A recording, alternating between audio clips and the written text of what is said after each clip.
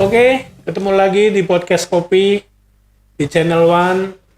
Nah, kita akan kedatangan tamu nih, spesial guest kita, anak muda yang berkarya yang bisa membuka sebuah peluang bisnis dengan umur yang masih muda. Nah, kita tetap akan kulik di podcast Kopi.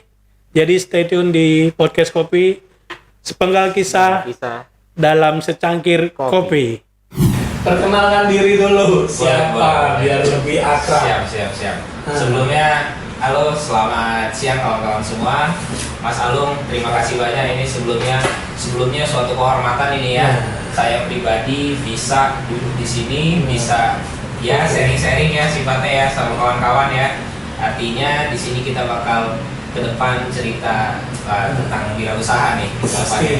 Yang pasti juga kita say big thank to podcast Kopi Luar biasa. yang udah memberi kesempatan buat kita ngobrol di sini, buat bahas seputar keseharian teman kita ini. Nah, langsung aja bro, langsung.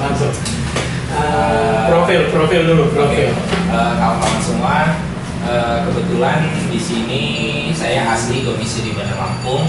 Dan saya kegiatannya jujur walaupun saya muda kayak gini, saya masih pegawai, saya masih karyawan juga kasarnya. Cuman di sini saya sambil usaha. Nah kalau untuk usaha, saya usahanya ini usaha di bagian untuk jasa kebersihan, jasa kayak laundry ya, terus pokoknya multi deh, banyak yang bisa kerjain. Pokoknya barang kotor jadi duit. Nah, itu menarik gitu. Nah, nanti jadi kita bahas lebih dalam tentang Bro Bastian. Tetap stay tune di podcast Kopi Channel One, sepenggal kisah dalam secangkir kopi. Nah, jadi kita sekarang lebih personal. Nah, dari kegiatan sehari-hari Ian, panggilan akrabnya temen gue ini namanya Bastian, panggilan akrabnya Ian. Nah, Ian kan masih muda dengan kegiatan yang banyak di keseharian. Mungkin sebelum menjalani beberapa bisnis ini, Ian ada kayak pengalaman kerja. Jadi bisa kasih masukan ke teman-teman atau pemirsa kita. Sebelum terjun ke dunia bisnis ini, apa yang Ian geluti di awal-awal waktu pertama kuliah mungkin? Oke. Pemirsa, jadi dari sekolah memang saya dibiasakan mandiri pertama. Dari SMA saya sudah cari uang, saya sudah cari duit dari umur kurang lebih 16 tahun. Lebih biasa mandiri bahasanya. Saya 16 tahun itu sudah cari uang. Pertama kali saya cari uang, mungkin pemirsa pada penasaran ya gimana caranya. Saya pre-wedding, saya motoin kawinan anaknya kayak ini di tempat rumah saya. Video syuting. Oke. Pas kisaran kelas 2 SMA itu, di situ saya untuk alat saya keterbatasan. Saya cuma hanya ada kamera DSLR waktu itu, Nikon D3000 pertama saya ingat banget itu. Nah terus ada tetangga saya kebetulan Pak RT, di situ dia sharing sama saya. Kebetulan memang pada saat itu kita sekolah ngambil jurusan multimedia. Dia minta tolong, dia punya hajat, dia punya acara, minta tolong untuk didokumentasikan. Tanpa basa-basi saya jawab iya pada saat itu. Padahal jujur itu perdana, saya belum ada ini sama sekali. Di anak muda harus bisa kreatif dan bisa membaca peluang ya, intinya begitu. Jadi dengan alat yang terbatas kita bisa maksimalkan kinerja ya. Siap, benar Bang Alun. Langsung saya iakan pada saat itu. Di situ saya padahal nggak ada namanya kamera syuting, kamera alat syuting itu. Dulu kalau nggak salah ada namanya FD 10.000 itu punya sekolah. Nah kemarin memang pas pada saat itu kelas 2 memang saya rajin buat filmmaker. Kebetulan pas lagi tag film saya pakai kamera sekolah itu. Saya pakai sebentar itu, langsung pas hari Minggu saya tag ngambil kawinan anaknya Pak RT. Pesta pernikahan ya, Bang Alun. Nah, jadi itu di awal-awal Ian mulai belajar mencari dan memanfaatkan peluang bahasanya. Nah di posisi itu mungkin udah dari situ bisa masuk ke pengalaman kerja. Kayaknya kemarin sebelum kerja di ini, gue lihat lu kerja di suatu perusahaan ya? Ya, benar, banyak sih. Bagian marketing juga. Saya memang fokus di marketing. Sebagai bagian apa aja, sedikit aja biar kita ngeliatin brandnya, mungkin ada bayangan dan clue. Jadi teman-teman harus bisa membaca peluang apapun itu dengan spontanitas, kita manfaatin alat yang ada. Betul. Nah itu motivasi ke teman-teman dari kamu bisa memanfaatkan alat yang adanya untuk sebuah hasil karya dari wedding dan bisa membaca peluang yang selanjutnya. Sesudah itu apa? Pas itu kita foto ya, fotografer lah ya bahasa istilah kerennya ya, Bang Alung. Nah di situ saya oleh bakat saya. Kebetulan memang ada salah satu wedding organizer, saya fokus di organizer waktu itu. Setelah di wedding organizer, saya mulai coba untuk bekerja. Itu lulus sekolah SMA, kita kerja di salah satu perusahaan development software. Nah di situ saya ditempa, saya dididik, saya didevelop. Gimana? Ya bayangin aja Bang Alung ya. Kita baru lulus sekolah SMA, kita disuruh jadi sales. Sales ini bukan sales yang kayak sales produk atau gimana. Di sini kita jadi sales program, software. Nah pada tapi saat menurut dengan waktu jurusan tapi agak nyambung lah ya.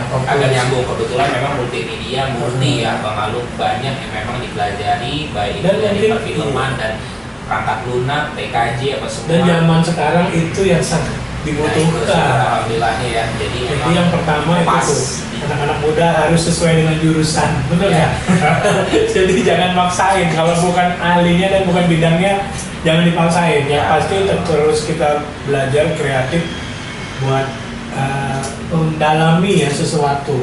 Lanjut, ini agak menarik nih kayaknya. Jadi pas lulus sekolah itu saya sangka untuk jadi marketing itu, apalagi pada saat sekarang ini anak-anak yang baru lulus sekolah baik itu SMA atau misalnya dia baru lulus kuliah, mereka nggak melirik namanya marketing atau sales ya bahasa katanya ya.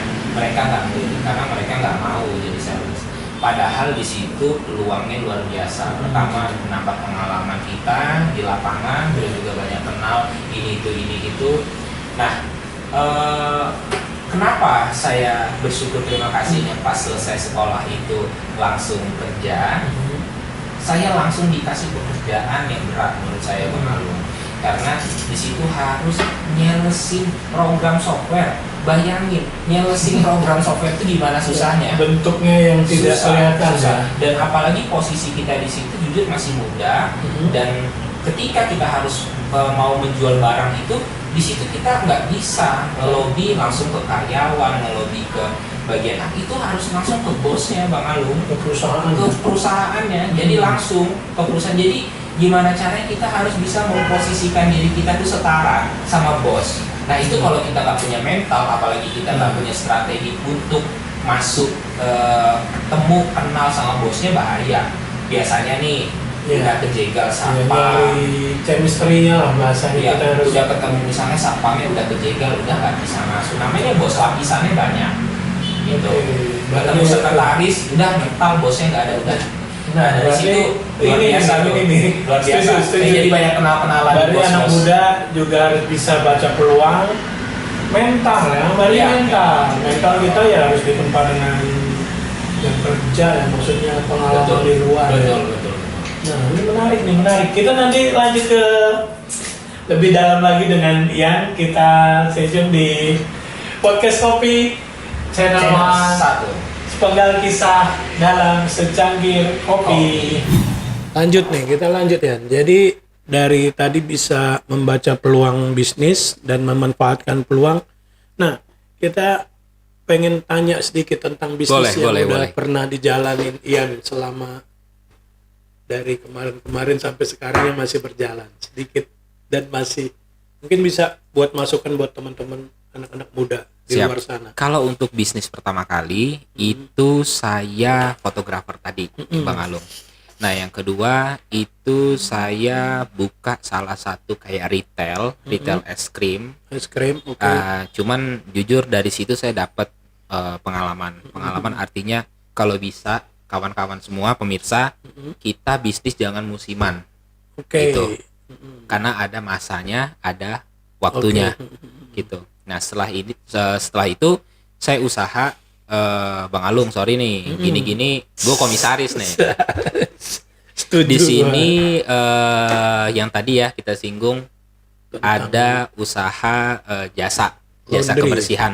Jasa Nah, kebersihan, kalau umumnya orang taunya laundry ya.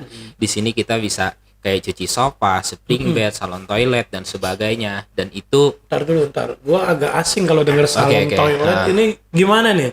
Gua kayaknya jarang. Kalau gua denger laundry, cuci sofa, Nah, kalau salon toilet kayaknya baru nih. Dan mungkin bisa jadi masukan juga nih di teman-teman yang masih muda yang pengen berbisnis. Nah, kita kasih masuk.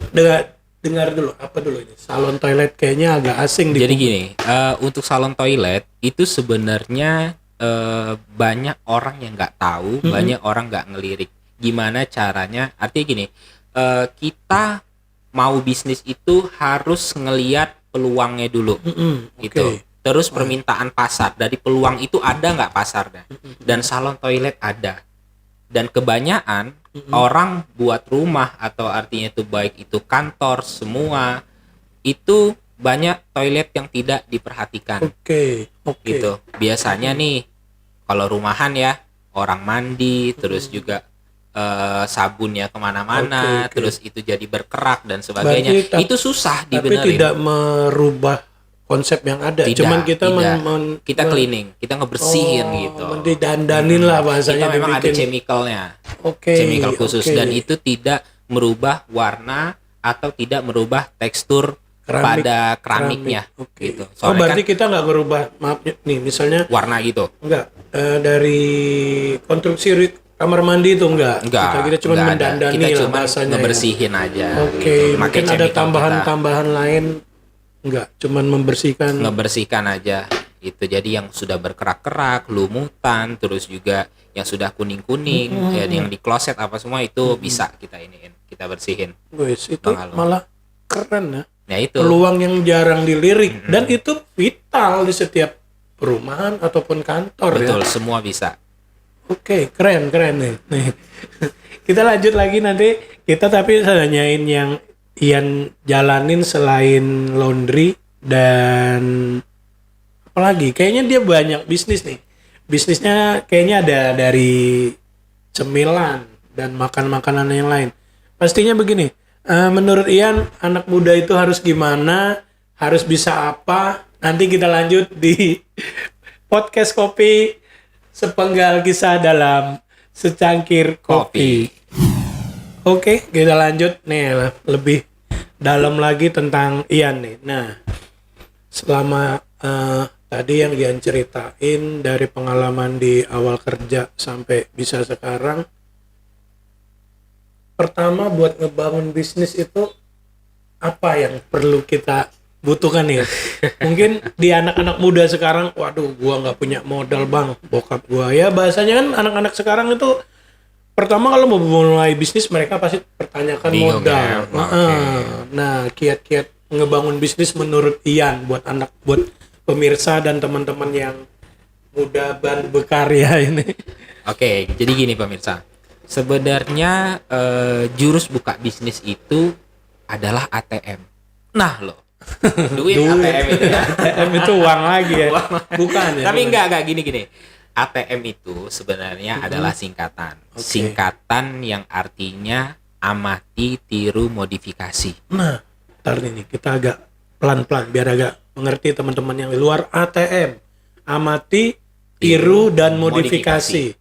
Oke, berarti nggak jauh-jauh dari yang pernah ada, tapi Betul. kita improve, kita kembangin lagi ya. Kita modifikasi. Oke, Bahasa oke. kerennya CPE kali ya. Copy, paste, edit. Wih, keren lagi nih ATM, CPE, oke nih. Ini nih. Nah, bisnis yang udah di ATM dan di CP itu apa aja? Wah, kalau untuk bisnisnya itu udah Oke. ya kayak snack ini ya. Makanan, Kita udah oke, ya makanan. makanan, terus yang lain-lain juga banyak sudah. Bang Alung. Hmm. Kalau untuk ada nih cerita, jadi memang ada kawan kita memang satu komunitas, nama komunitasnya The Rich Entrepreneur. Kebetulan Rich itu pusatnya di Jogja sana. Oke. Sebelumnya terima kasih nih Prof bimbingannya, Profesor Wis. Ego, thank you Wih, ini ngeri bisa ikut podcast kayak gini sama Bang Alung, suatu kehormatan banget ini Bang Alung.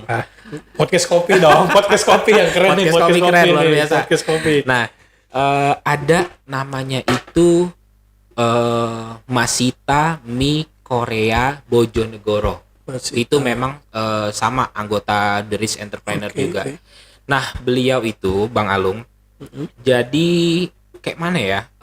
Dia tuh dagang mie. Sebenarnya usaha yang modalnya, yang untungnya gede ini nggak jauh paling mie, Kuliner lah. soto, Kuliner ya. bakso, Lebih- itu iya. marginnya lumayan. Kuliner Nah lah ini bahasanya, siap. oke. Ini mie itu sama dia dibuat kayak ala-ala Korea gitu.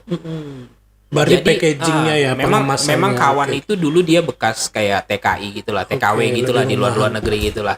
Jadi beliau bingung gimana caranya untuk, kan mereka bawa uang tuh dari luar negeri oke, kan, oke. bingung di sini mau diapain, beli mobil, penyusutan, beli ini Iya, nanti ya setuju, ini kan. setuju. Jadi dia bingung, ketemulah profesor kita ini. Jadi diarahin sama profesor itu buat kayak rumah makan mie Korea gitu. Nah itu omsetnya Bang Alung, informasinya sampai sekarang sih ya, syukur alhamdulillahnya itu 9 sampai 10 juta per hari. Luar biasa. Omset dia. Itu luar biasa dengan per hari segitu, bayang pun. Dagang mie.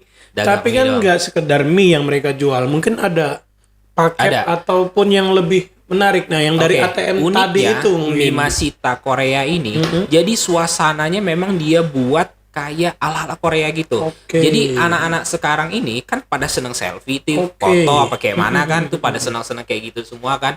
Nah itu yang dimanfaatkan Oke. sebagai buzzer-buzzer kita. Wah, serem nih buzzer.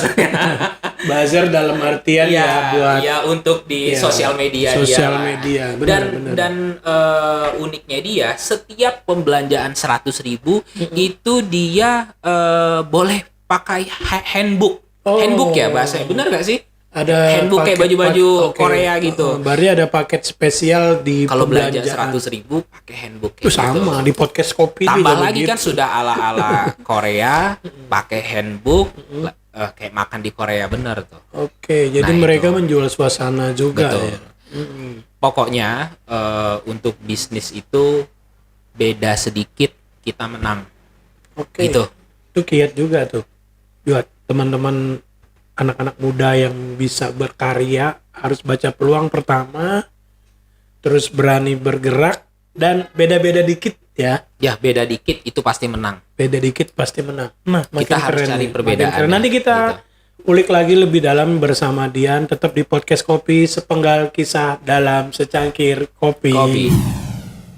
Nah, jadi selain kita bisa menciptakan bisnis itu, selain menciptakan dan meng-create, Oke. apalagi nih di dalam bisnis yang harus kita istilahnya kembangkan lah menjadi sesuatu yang lebih beda dari bisnis yang Untuk bisnis itu ada tambahannya. Jadi misalnya nih, kayak kita buat kalimat yang mencuri perhatian.